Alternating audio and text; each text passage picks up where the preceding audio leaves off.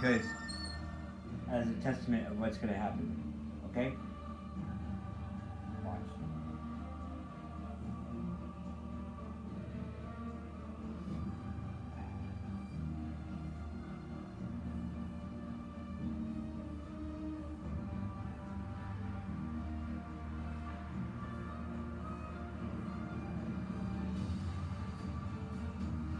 Call in the firehouse and talk to the chief.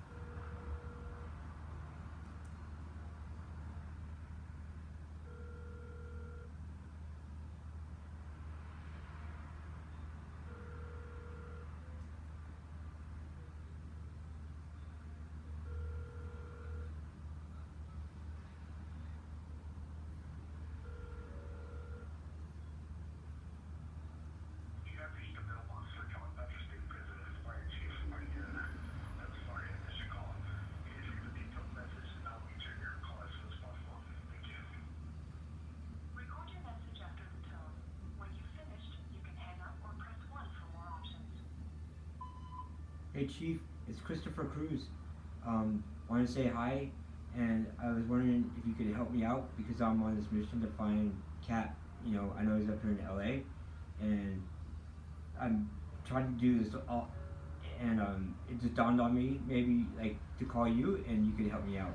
So if you can give me a phone call, I appreciate it. It's 626-524-6395. Again, 626-524-6395. Make sure you guys take care and give me a call. Thanks, bye.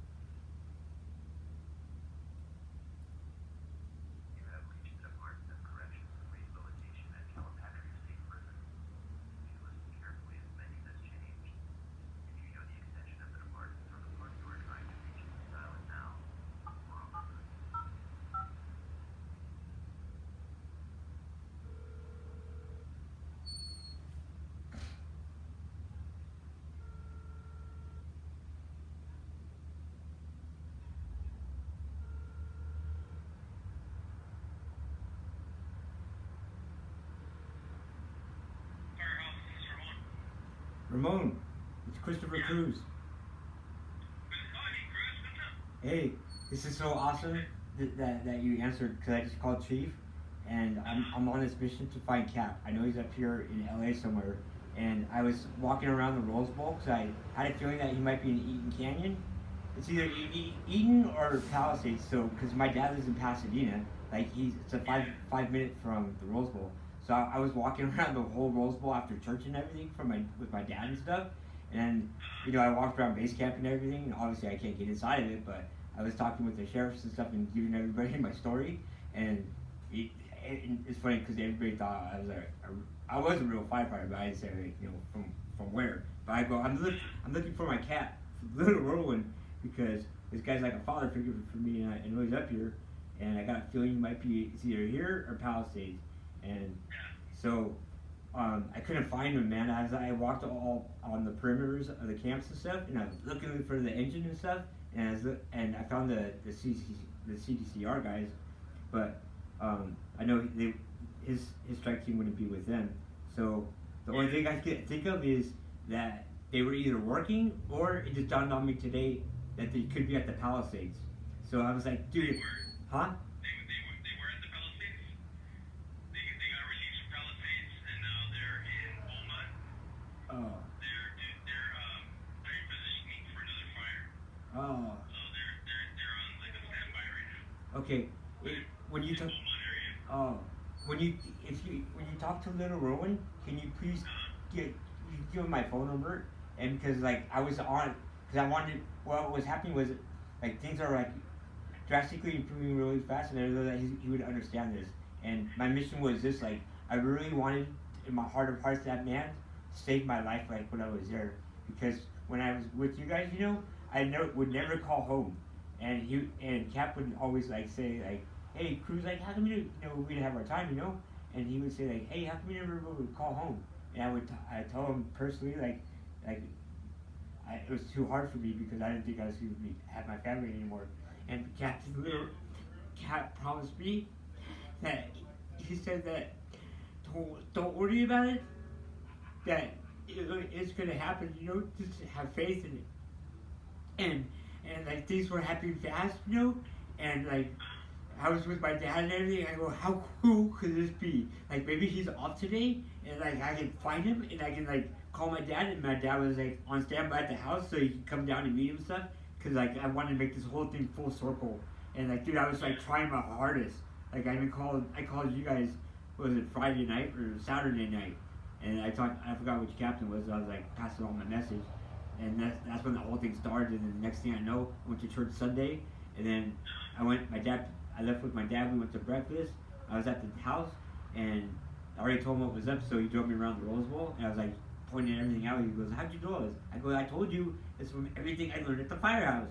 And they were like finally like believing me, right? So he dropped me off. So the first person I saw was this U.S. Force Ranger lady. So I started talking to her. I gave her my whole story of like what I was doing stuff, and then I went from there, and then she gave me some direction, and then so I was down there for 2 hours trying to find Cap. I couldn't find him, right?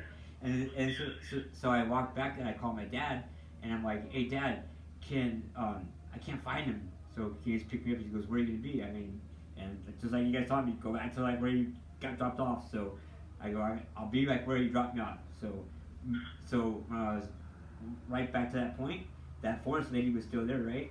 And so she saw like I was kind of like sad. She goes, "What happened?" And I go, "I couldn't find him." And she says this to me. She goes, "Well, you know what? Don't worry about it, because it's gonna happen when it's time for it to happen." And she said that to me. I knew that we were on the same like wavelength, And I was like, "Oh, okay, cool." So I started asking her the questions. I'm like, I remember one of my captains said like, maybe I can't get on with LA County, but for sure with the Forest Department. So I was like asking all the questions I remember like Beach was talking about. Like there's all these certain key words to like ask, and as soon as I was hearing those key words from her, I was like, oh my god. So I had her like write everything down for me, so I could go on the job search and stuff. And so she gave me the direction of what to do. So it's like so. Are you on? You're not on parole anymore? Honestly, I'm off April 11th of this year. I don't. It's, Okay. uh, You haven't talked to your parole agent about going to MTRP? Honestly, because it's not. It won't happen because I discharged, right? On those guys don't even know about it, to be honest with you, because I brought it up to my editor. No, dude, because we've had guys that left here after you that left here that their parole agents got them in without us. Oh really? Yeah. Well, I'll bring it up to my next agent, but I'm off. Check this out. I'm off of parole April 11th, right? Okay. So, and I used to have a warrant, but I got it cleared. That's why I went back to the parole, and that happened in the summer, right?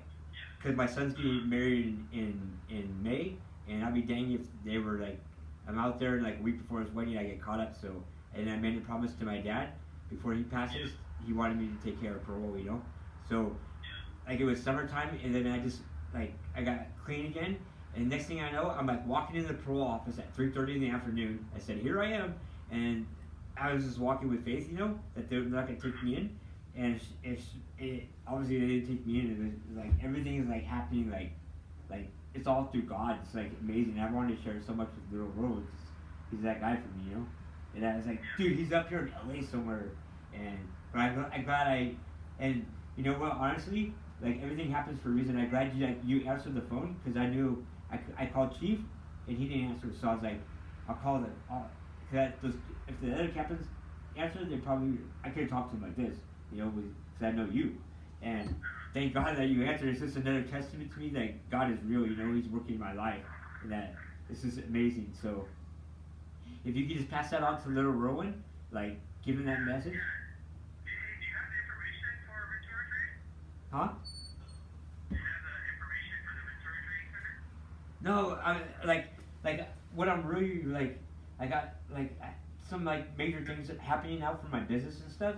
Like as of today, okay, I've already registered for sole proprietor Christopher Ryan Cruz. I'm gonna do business with as a vendor with LA County, and that means I can bid on all these jobs through procurement and I get paid through procurement and everything, right? And so that's gonna be my profit. And then so my next step for today is I'm gonna open a 501c3e as a nonprofit for Colton. It's gonna be Colton Freight for that kid that I helped save in that car I pulled out when his mom burned up in the car. And then my other one is First Alarm Tenders. It's going to be a 501c3e nonprofit it's going to be water tenders. And I'm going to go through Cal Fire to get the grant. And then all I need is that 501c3e to get the funding. And then I can buy the trucks and everything and have them positioned down here. Because I was like, check this out, because I thought of all that in the summertime, right? And I brought it up to my family, and the reason I didn't act on it is because I always thought I have to have money to do all this, right? And I thought you had to pay taxes because that's what my dad told me. And you want to know what happened, Ramon? Like, I got all okay. Like, I'm just gonna be 100% straight with you. Like, because I was on my knees Saturday, right? And I went through FEMA, and I knew it was wrong. But everything I learned, I was still like, I had that dark entity in me, and I was trying to make money the wrong way, right? So I actually have a green light with FEMA to get the money because I would lied to them and I said, hey, I have a car that burned up in a fire in Altadena because I went to go help somebody, and they asked me for documentation and stuff, and I said, you know what? I just got the car, but I can give you the location where it was at. But all my documents were just in that car because it just burned up. And I had to leave the car to get out of there. And so, like, I got the green light on it, and I can get like $3,000 if I want. But Saturday, like morning, I was like on my knees and crying out to God. I said, God, you know what? You helped me out the last time, and I'm asking for your help again because I don't want to do this because it's wrong, and I want to be a testament to you. And so, if you could please help me, I really appreciate it. But I only got 80 cents in my bank account. But if you can help, you helped me the last time, and I know you can help me again because anything's possible through you. That's what I said to him, and then I did my Our Father and Hail Mary, and that was it, right?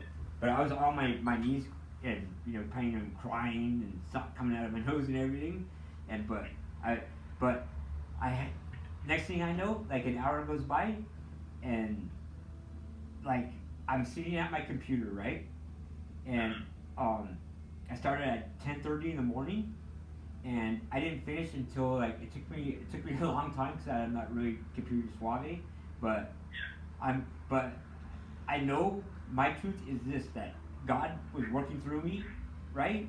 And next thing I know, I'm able to do that registration like I just told you for Christopher Ryan Cruz as sole proprietor, and I already have the numbers and everything, right?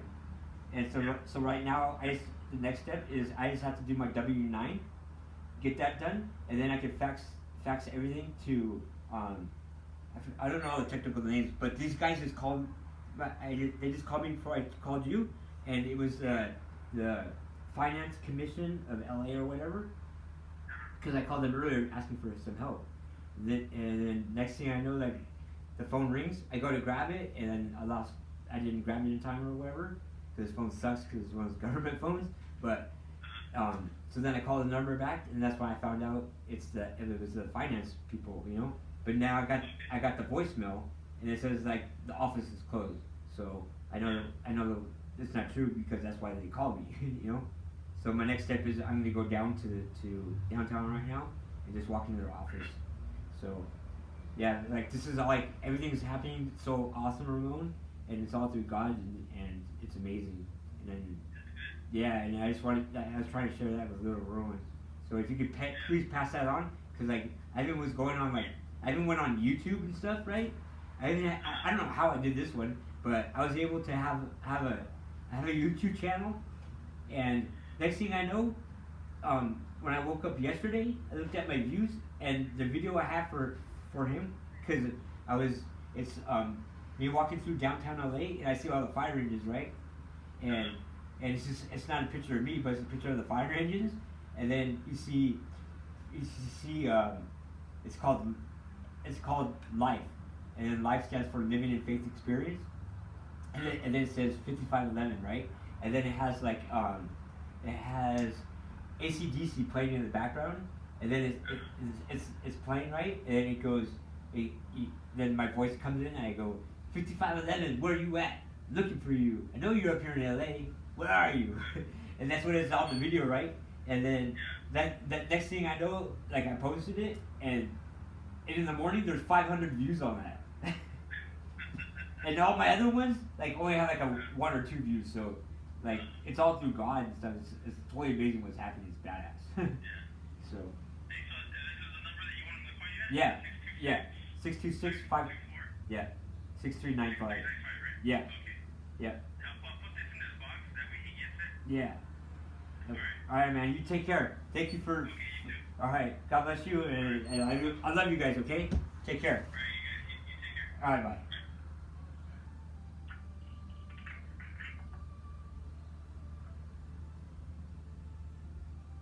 See, it's a testament. I told you it's real, and it only happens because God's in my life, and like, how else could this happen? So, it's the conclusion that I was wrong. That little Roman wasn't down at the Rose Bowl. He was at the Palisades fire. As of today, they were released from Palisades, and now they're up in Beaumont because it's on standby for another fire. And so, I just made this video as a testament to everybody that God is real, and you saw it happen in real life time, and that's my truth, and that's what I wanted to say to everybody. I love you, and like I said, it's life, living in faith experience. And when they say hit the like button and the subscribe, and peace out. Love you.